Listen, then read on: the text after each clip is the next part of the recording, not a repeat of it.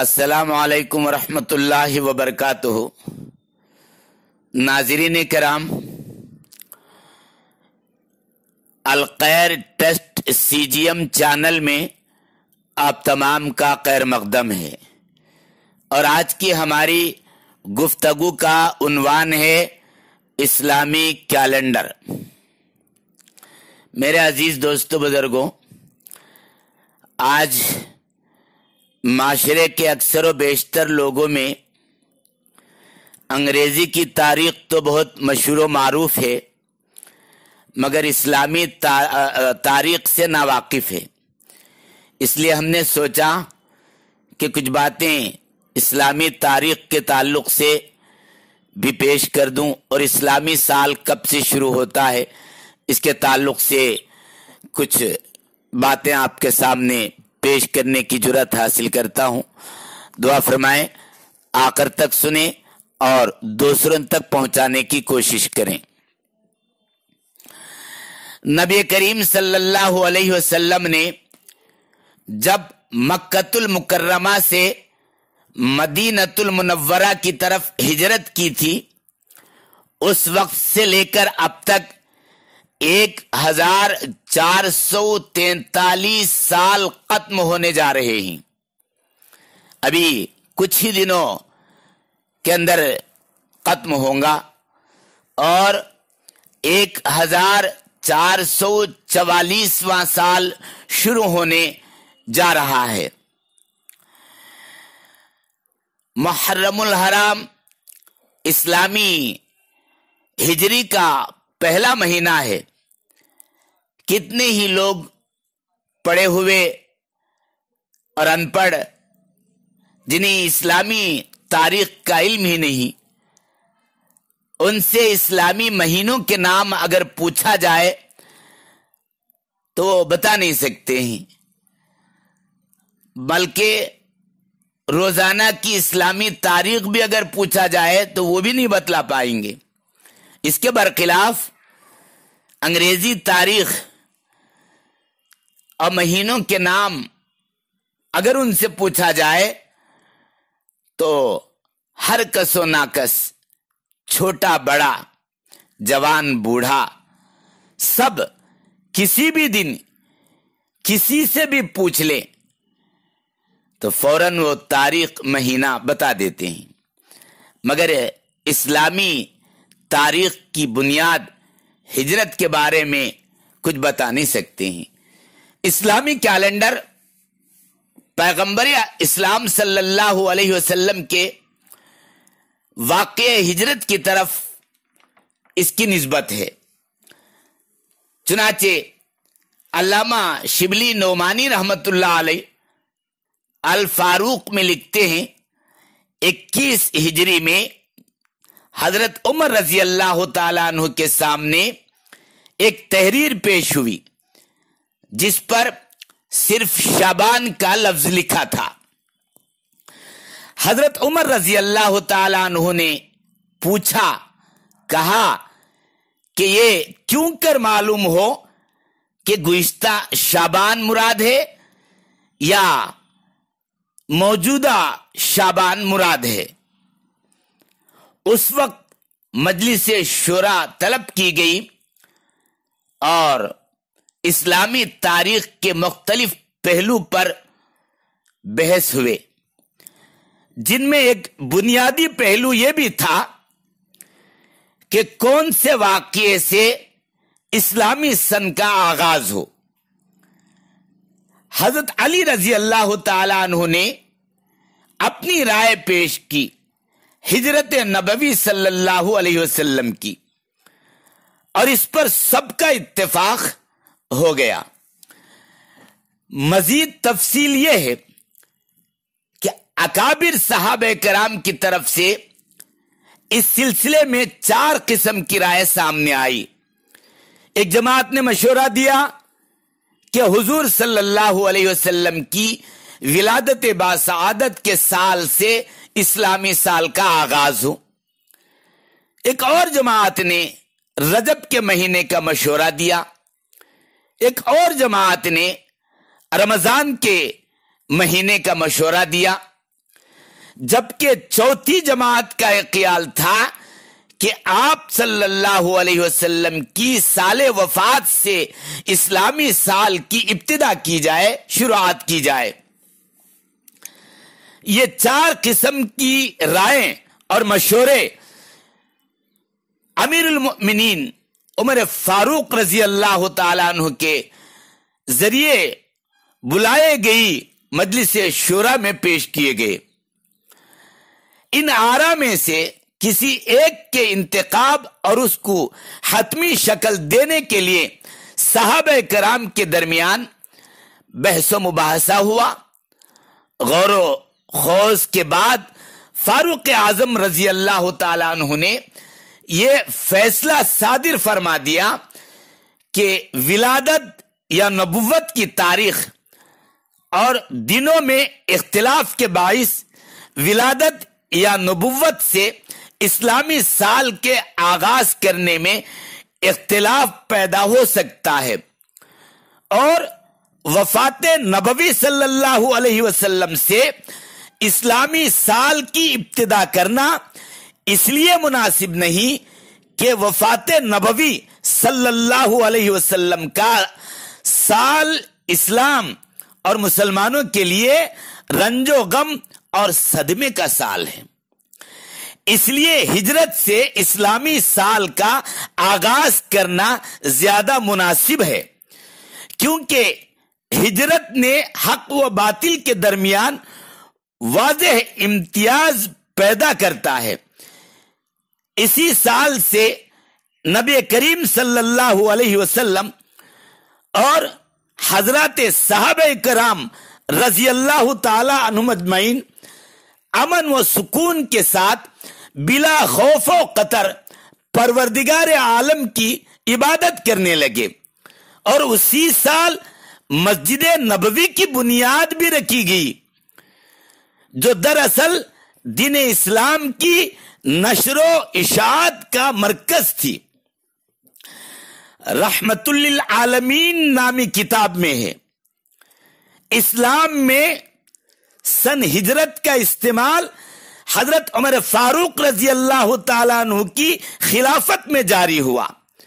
حضرت علی رضی اللہ عنہ کے مشورے سے محرم کو حسب دستور پہلا مہینہ قرار دیا گیا، اور تفصیل یوں کتاب میں لکھا ہے کہ حضرت عمر رضی اللہ عنہ کے ذریعے جو مجلس شورا بلائی گئی تھی، اس شورا میں یہ بات بھی سامنے آئی کہ سن ہجری کا آغاز کس مہینے سے ہو۔ اس سلسلے میں بھی صحابہ کرام کی طرف سے مختلف رائے پیش ہوئی، جیسا کہ کسی نے کہا، ایک جماعت نے کہا کہ رجب کے مہینے سے سال کے مہینے کی ابتدا کی جائے، اور دوسری جماعت کا خیال تھا کہ رمضان کے مہینے سے، کیونکہ رمضان ہی وہ سب سے افضل ترین مہینہ ہے جس میں پورا قرآن نازل ہوا۔ تیسری جماعت کی رائے یہ تھی کہ محرم کے مہینے سے اس کا آغاز ہو، کیونکہ ماہ محرم میں حجاج کرام حج کر کے واپس آتے ہیں۔ اور چوتھی جماعت نے مشورہ دیا کہ ربیع الاول سے سال کے مہینے کی ابتدا کی جائے، کیونکہ اسی مہینے میں حضور صلی اللہ علیہ وسلم نے ہجرت فرمائی کہ شروع ربیع الاول میں مکۃ المکرمہ سے سفر شروع کیا، اور 8 ربیع الاول کو مدینہ المنورہ پہنچ گئے۔ ان 4 قسم کے رائوں کے سامنے آنے کے بعد حضرت عمر رضی اللہ تعالیٰ عنہ نے باہم مشورے کے بعد محرم الحرام کو ترجیح دی، کیونکہ زمانے جاہلیت میں بھی عرب میں سال کا پہلا مہینہ محرم کو قرار دیا جاتا تھا، اور مہینوں کے نام محرم الحرام، صفر، ربیع الاول، ربیع الثانی، جمادی الاول، جمادی الثانی، رجب، شعبان، رمضان، شوال، ذی قعدہ، ذی الحجہ ہے۔ کلاب بن مرہ کے زمانے میں تقریباً اسلام سے 200 سال پہلے متعین کیے گئے تھے، اور ہجرت اگرچہ ربیع الاول میں ہوئی لیکن ارادہ رسول اللہ صلی اللہ علیہ وسلم کا محرم میں ہی ہو چکا تھا۔ آپ صلی اللہ علیہ وسلم ہجرت کا ارادہ محرم ہی میں فرما چکے تھے، اسی لیے صحابہ کرام نے جب ہجرت کے سال سے سن کی ابتدا کی تو سن کے مہینے کے لیے محرم الحرام کے مہینے کا انتخاب کیا تاکہ نظام سابقہ میں بھی اپنی اصلی حالت پر باقی رہے اور نظام میں کوئی گڑبڑی نہ ہو۔ بہرحال محرم سے آغاز اور ذوالحج پر اختتام اور سال کا آغاز واقع ہجرت کے سال سے مانا گیا۔ اسی طرح یہ اب اس وقت 1400 تقریباً 43 سال ختم ہونے جا رہے ہیں۔ اس کا مطلب یہ ہے کہ پیغمبر اسلام صلی اللہ علیہ وسلم کے واقع ہجرت کو اتنے سال گزر چکے ہیں، 1443 سال 43 1440 پر 3 سال ختم ہونے جا رہے ہیں اور 1440 پر 4واں سال شروع ہونے جا رہا ہے۔ تمام صحابہ کرام کا اس بات پر اتفاق ہو گیا کہ اسلامی سال کی ابتدا ہجرت کے سال سے ہی کی جائے۔ اگرچہ اسلام کے اس قریبی زمانے میں دیگر اور بہت سے اہم واقعات بھی رونما ہوئے، مثلا واقع بدر ہے، فتح مکہ ہے، حجۃ الوداع کا واقعہ ہے۔ ان میں سے کسی ایک واقعے کو سن کا آغاز کی علامت قرار نہیں دیا گیا، حالانکہ ان میں سے ہر ایک واقعہ اپنے اندر مذہبی، قومی، تاریخی اور سیاسی عظمت و رفعت رکھتا ہے، برخلاف واقع ہجرت کے، کیونکہ یہ بظاہر کسی قسم کے علو مرتبت کا حامل نہیں ہوتا۔ اس سے داعی اسلام اور اہل اسلام کی غربت و مظلومیت، بے بسی و بے کسی اور بے سر و سامانی کی یاد تازہ ہوتی ہے۔ اس سے اسلام کی کمزوری کا حال معلوم ہوتا ہے، مگر حضرت عمر رضی اللہ تعالی عنہ اور صحابہ کرام کی مجلس شورا نے ان تمام چیزوں کو نظر انداز کر کے بالکل انوکھی اور تمام دنیا سے نرالی راہ اختیار کی گئی۔ یہ ہجرت کا واقعہ ایک طرف مسلمانوں کی قربانی اور دین کی حفاظت و اشاعت کے لیے پیغمبر اسلام اور ان کے رفقا عالی مقام کے ایثار و فداکاری کی یادگار ہے، اور دوسری طرف آئندہ اسلام کو جو فتوحات اور کامیابیاں ملیں گی، حاصل ہوئی، ان کا مقدمہ یہ محض مکے سے مدینے کی طرف سفر نہیں تھا، بلکہ مغلوبیت سے غلبہ و ظہور کی طرف تھا، اور مقہوریت سے طاقت و شوکت کی طرف سفر تھا۔